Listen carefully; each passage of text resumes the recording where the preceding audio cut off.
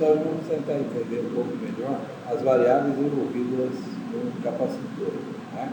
Nós temos a ideia de um capacitor com placas, são duas placas que estão paralelas, e a gente pode fazer a ligação de uma fonte, e aí, na ligar uma fonte, 6 volts, 12 volts, alguma coisa assim, migram cargas do capacitor, como nós estamos vendo agora, e aí posso entender, de modo prático, se eu dobrar essa fonte que eu tenho aqui, por exemplo, a fonte de 6 volts, dobrei para 12, a carga lá, ela vai dobrar.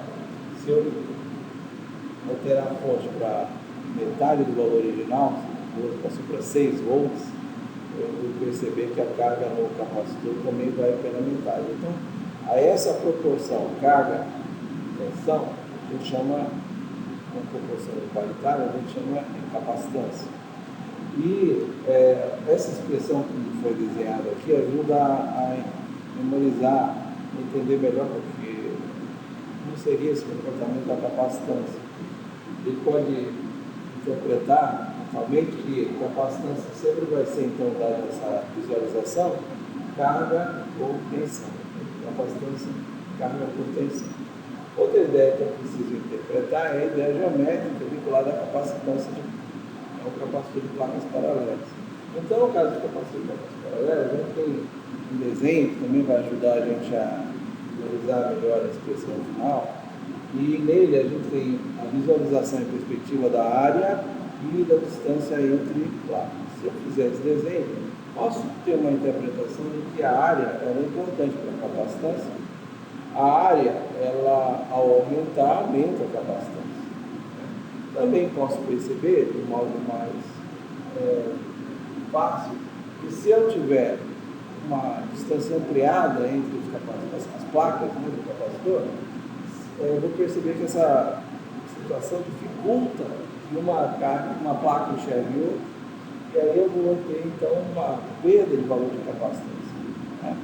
Então, se eu interpretei bem essas duas variáveis, posso entender que a capacitância é proporcional à área e a capacitância é inversamente proporcional à distância. Então, eu tenho essa expressão que eu tenho aqui embaixo, que vai ficar igualizado, vai ficar valor igual quando eu colocar a constante ε0. Então, capacitância fica sendo área por distância, com ε0. Okay? Então, essas duas situações ajudam, os desenhos ajudam a gente a interpretar o que nós temos aqui nas expressões que são vinculadas a esses valores de capacitor. Pessoal, a gente tem aqui uma bancada com 2 capacitores didáticos e um capacímetro, né, para aferir essa capacitância desses capacitores.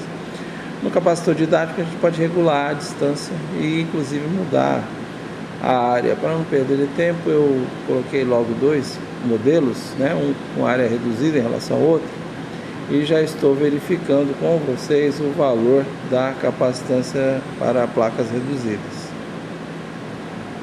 E agora vamos determinado valor ali de 13,7 picofarads, vamos verificar o valor no capacitor de área maior, né? A ideia que a gente tem é que o valor da capacitância aumente, né? A mesma distância, tentei provocar a mesma distância entre eles, a gente vai ter a ideia de que o valor da capacitância aumente. Então, só mover aqui o dispositivo. Ao aferir, encontramos o valor de 29,8, como esperado. Ao aumentar a área da placa, aumenta-se a capacitância. Vou aproveitar a mesma medida agora e vou provocar a alteração da distância no capacitor maior. Vocês vão perceber que ao aumentar o valor da distância entre placas, a capacitância se reduz, né? E ao aproximar, quer dizer, reduzindo agora o valor da distância entre placas, a capacitância aumenta, como esperado.